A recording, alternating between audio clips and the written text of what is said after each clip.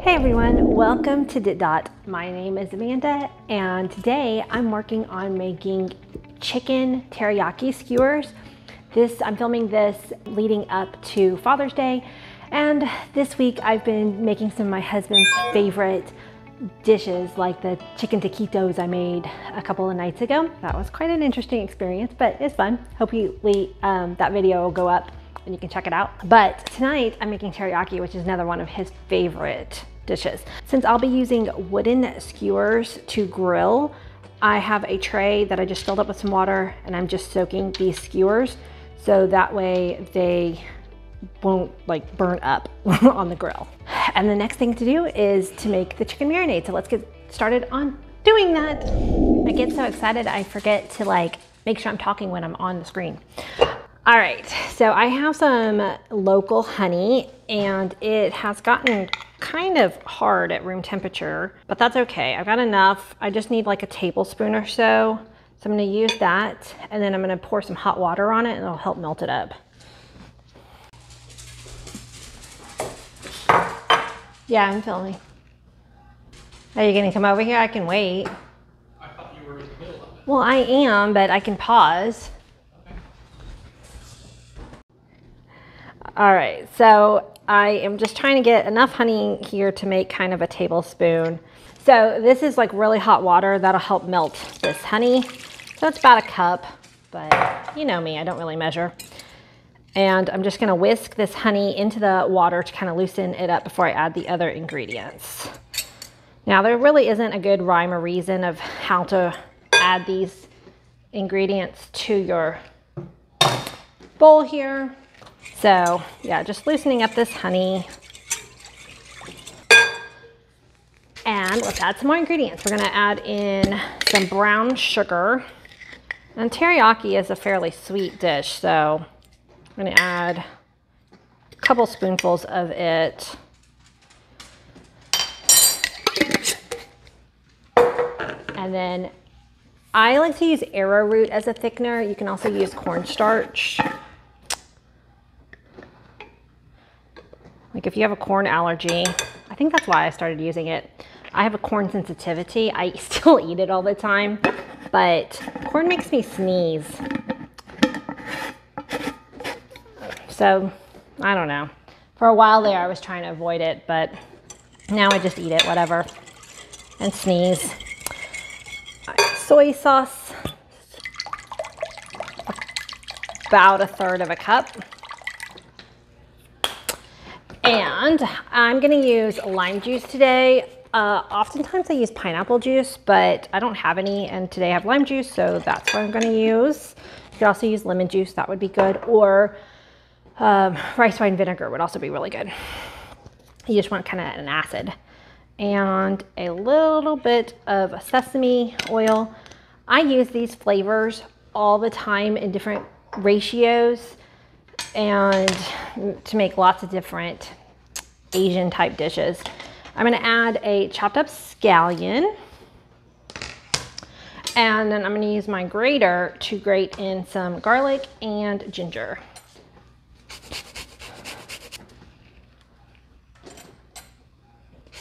Just realized that my dishwasher is running, so I hope that isn't picking up on the microphone too much. I should have paused it. I normally run my dishwasher at night, but for some reason I pushed the button and it didn't run, so we're kind of backed up on dishes today, and I just hand washed a ton of dishes. Like if we were to pan the camera a little bit that way, big old pile of dishes. So I don't know, I guess I've been we're in summer mode right now. Like we finished our homeschooling for the year, and so I've kind of been cooking more than like random things through the day. Like yesterday I made homemade popcorn. All right, so this is frozen ginger.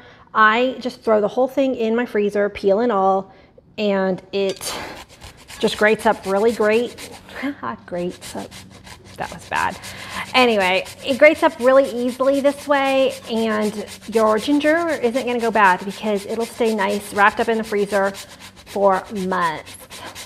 And it's really fast and easy to grate this way. So again, just a tablespoon or two. Yeah, I made, my daughter Maddie asked me to make homemade popcorn yesterday, so I did that. And then that night that I made the taquitos, somehow I felt like I got like every dish in the kitchen dirty that night. Have you ever done that where it just kind of like, somehow you don't know what happened and everything's dirty? I really try to use as few dishes as possible because I hate having like a huge pile of dirty dishes. But sometimes it just gets away from you. All right. Okay, so this is the time when you're gonna wanna taste this to see if it's, you know, salty enough. Oh, and if you like spice, add your favorite heat, like red pepper flakes or, you know, whatever. Unfortunately, my family doesn't like spicy things, so. Oh my gosh, that is so good. That's actually better than I thought. Like I said, normally I use the pineapple juice, but I think I prefer it with the lime juice. Oh man, that's good. All right. Let me get the chicken out and we're gonna cut it up and add it to this marinade. It's so fun when you even surprise yourself, you know? Like, I had an idea what that was gonna taste like, but changing up just that one ingredient really made a difference. And so that's fun. And that's kind of one of the things that I want to show on my channel is that a lot of times cooking, there's so many substitutions. And if you have most of the ingredients for a recipe, oftentimes you can find, you know, other things in your kitchen that might work. Not always. I mean, sometimes changing things would be too fundamentally different, but you might invent a new dish that way. All right, so I've got some boneless, skinless chicken thighs, and I'm trimming off some of the fattier pieces, and we're gonna add these onto skewers. So I'm trying to make where I can have quite even size chunks, okay? Each thigh is gonna make probably around 4 pieces. They, you know, come like that because that's where the bone would have been. So I like to flatten them out. And as you can see, there's quite a bit of fat on this top part. So I just take my knife, cut that off. You don't have to do that step. And then here's a thinner piece. So like this one's really thin. I'm not gonna put it on the skewer like that. I'll actually fold it up when we go to skewer it so that it will be the same thickness as the thicker pieces of the meat. So just trying to keep everything, whenever you're doing any kind of kebabs, that is one of the biggest tips, is to try to keep everything about the same size. Otherwise, it's really hard to cook your meat evenly. Okay, this chicken thigh's got all kinds of things going on with it. It's got a lot of fat on this one. I mean, I don't mind some of the fat. It just, sometimes that gets kind of gristly, so I don't want too much. Oh, does this one have a bone in it? Oh no, there's a bone in my boneless thighs. I'm glad I felt that because that would be annoying to bite into. Oops, I put that in the wrong spot. Pay attention. Yeah, here's another bone. This piece, I think, went through the processing machine a little wonky. I'm sorry to my vegan friends watching this channel. I mean, obviously I'm not a vegan channel, but I do have some vegan subscribers, and I really, really appreciate their support of our channel. Because that's another thing, like my channel, I am, a lot of times I'm just teaching cooking methods. I'm not necessarily saying, hey, make this recipe exactly as is. So I've had some of my vegan friends tell me that, you know, oh yeah, I'm gonna do the same exact recipe, except instead of chicken, I'm gonna use a portobello mushroom or something like that. So that's really kind of cool.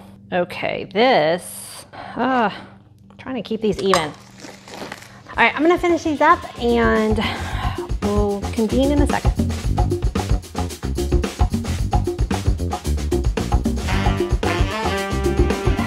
So of course you can use chicken breasts.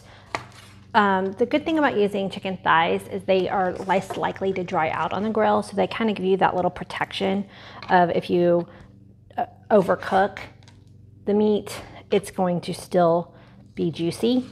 But I know I'm one of those people who I prefer chicken breast meat over thigh meat in a lot of cases. This is one of the types of dishes where I don't mind the thigh meat, but if you're one of the people who just really prefers chicken breast, then yeah, totally use chicken breast. Also, pork would be really good in this dish also.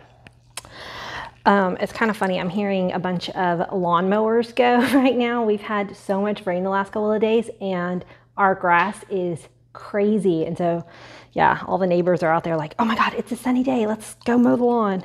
My husband plans on mowing later today too. All right, so I have the chicken down in this marinade. I'm going to cover it, set it in the refrigerator, and then we'll be back later to make some skewers and put this on the grill. All right, so I'm back. So my chicken has been marinated for a couple of hours. I would have loved to do it overnight, but I'm really one of those people who thinks that far ahead. So I've got all my marinade and I'm going to pour it into this tall-sided pot because we're going to boil the heck out of it because right now it's, you know, sitting in raw chicken juices. But if we bring this up to a boil and thicken it up, there's not going to be any salmonella. It'll be great. And what we're going to use that as a sauce for our final dish. I'm gonna try to drain off as much as I can. Oh, it smells so good. Oops, chicken overboard. Now, we're gonna see if we can get these things assembled before my husband starts mowing the lawn. I'm gonna put this on the back burner behind me so that way I can keep an eye on it.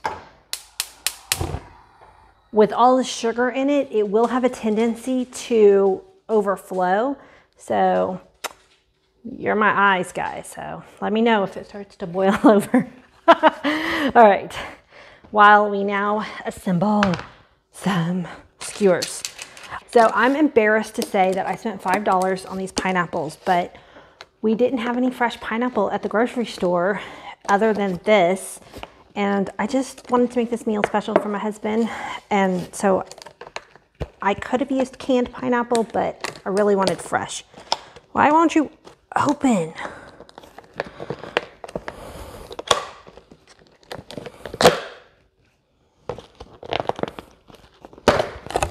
They didn't want me to get into that package. Oh my gosh. I'm gonna eat one before I get chicken fingers. I'm trying to figure out how to do this where you can all see everything. So I've got Brussels sprouts,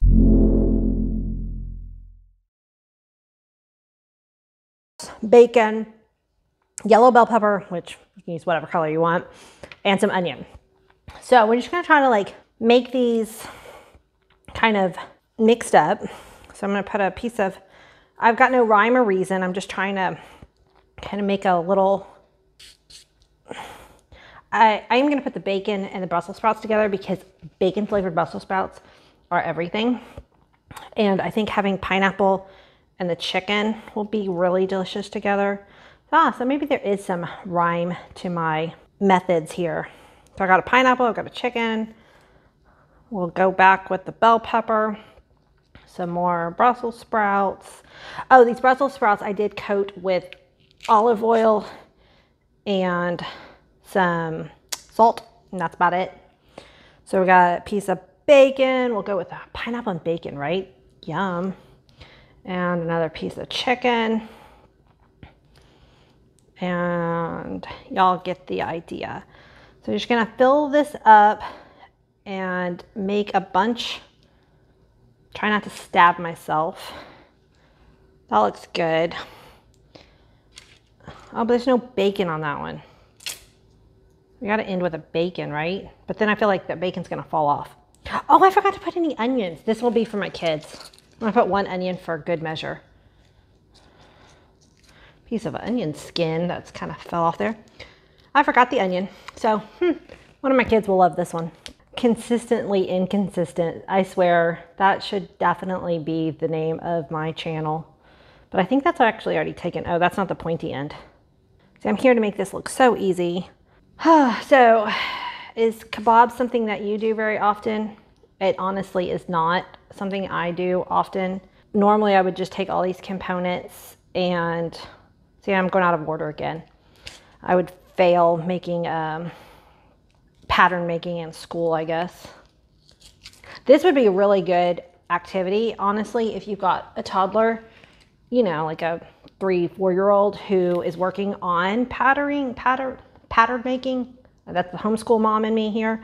But yeah, this would be awesome to actually set it up as a pattern and a real life kind of experience. We need another Brussels sprout. I'm kind of thinking that the portion size is going to be like 2 or 3 of these for each of us, but we'll see. The only thing I'm trying to really be consistent is bacon next to Brussels sprouts, because that is just one of my favorite flavor combinations ever. But yeah, if I was going to make this dish normally, if I wasn't trying to make it special occasion, I would really just do it as a stir fry. Kebabs to me are more work than they're worth, but they do make some cool presentation. And when you're trying to have a special thing, and it's not really Father's Day week, but I am trying to do some dishes that some of my husband's favorite dishes this week, just for fun. He's working really hard lately, and I just want to give him some celebration.